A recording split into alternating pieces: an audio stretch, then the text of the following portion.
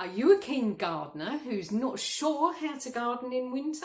Well, stay tuned while I give you garden ideas for January. Hi everyone, Valerie here. If you like garden videos, then you're in the right place, so be sure to subscribe. So welcome to January's edition of What to Sow, Grow and Do. The first thing we're going to deal with is what to sow. You'll be surprised to hear there's lots of things you can sow in January. For a start, there's all the salad crops still, all the winter salads you can do. Winter radish, winter lettuce, winter rocket. Also, I was most surprised to find you sow aubergines at this time of year in January.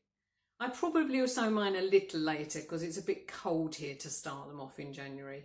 If you didn't get around to sowing the onions in December, you can still sow them now. Also leeks.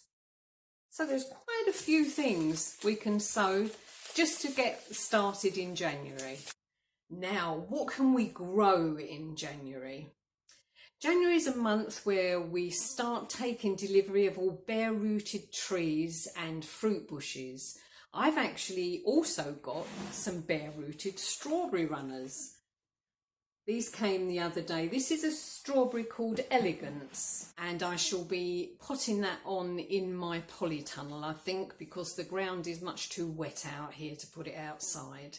I've actually taken delivery this morning of this, you may notice it creeping up on my side here, this damson tree. It's actually a bare rooted. I shall lift it up and show you. That's what it comes like. So no soil at all. It's actually all washed off of it. So if you get bare rooted plants, it's important to soak their roots, get them rehydrated, and then get them into some compost as quickly as possible. Ideally put them straight in the ground, but if that's not possible, then put them in a big pot or into a black bag with compost. Just don't leave them anywhere warm or they'll start growing and producing leaves and blossom much too early. So keep them in the cool. The other wonderful thing you can grow in January is rhubarb. Now, you need to force it to get the best from it at this time of year. But when you see those lovely pink stems in the supermarket, that's just forced rhubarb, and it is the simplest thing to do it yourself. In fact, I've got a video. Let's just go and watch it.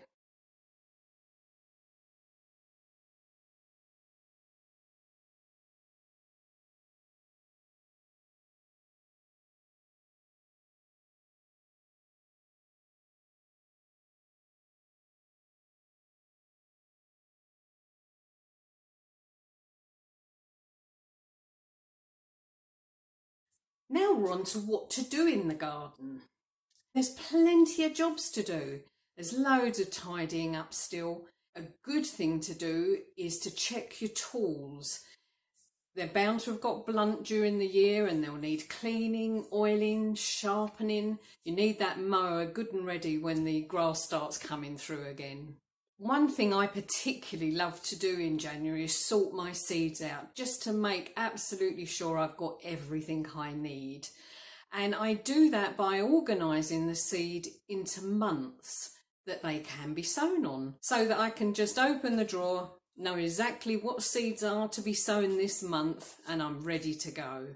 I like to organise my seeds this way so that I don't miss out on anything. And that is a brilliant job to do inside when it's too miserable to go outside. Something I'm doing this year, or I like to do every year, is grow different seeds. It's a good thing about gardening, you can grow things that you can't buy in the shops. One of the veg I'm going to try this year fascinated me when I saw the name, and it's this one by James Wong, and it's a beef and onion plant. I assume it tastes like beef and onion, and you grow it for the small leaves. I don't know if you stir fry it. We'll have to find out. Another one I'm going to try for the first time this year is garlic kale. Same as ordinary kale, but it has a taste of garlic to it, so saves us having to add it. James Wong seems to be the guy for me this year. It's called callaloo. It's an amaranthus. which is a garden plant, isn't it, usually?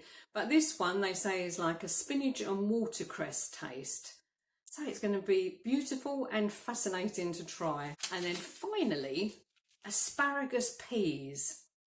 You've probably all tried them, but I haven't. They're supposed to be a frilly type of pea that tastes like asparagus. And it's a dwarf bush as well, so that's ideal for a small garden. So I shall be trying those 4 new ones. So have a look in the catalogues, see what you fancy trying, have a go.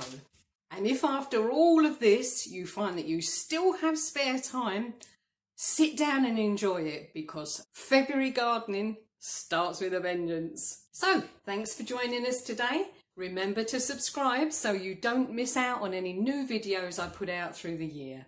Bye bye for now.